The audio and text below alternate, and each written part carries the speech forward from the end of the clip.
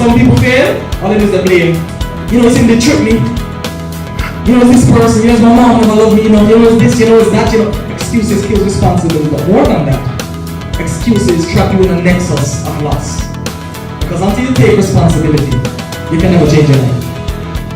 Until you own up to your mistakes, own up to the weaknesses that you might have, anything that's holding you back, you can never move on. And it's a fact of life. So only the successful will actually take the responsibility and say, I did it.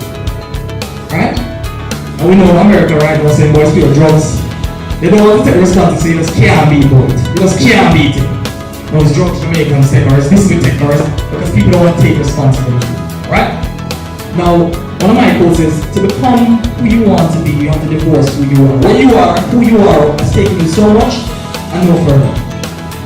You need new knowledge, new experiences, new associations. And I'm not sure I joined in the but I'm just saying. Right? You need new knowledge, new associations to take it to the next level. Where you are right now, this person has gone as far as they can. Every day you wake up, you need new information, new knowledge. Because if you had them up, the only thing separating, you know, everyone in this room from Bill Gates, unless some here are some secret billionaires, you know, a lot of people hang out like that. But the only thing separating us is the knowledge. He just knows more than you. People like to say knowledge is power. Yeah, it's cliche, but it's fact as well.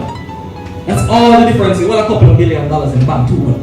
You know, he got that based on knowledge, based on learning, based on some technical insight that he derived along his life. So you have to divorce who you are and marry the person that you want to be. Think about the things that man has accomplished through their mind.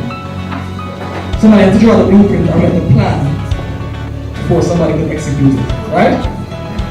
The mind is powerful. Your beliefs become your destiny. You ever met somebody and they said, I'll never be good enough? Are they ever good enough?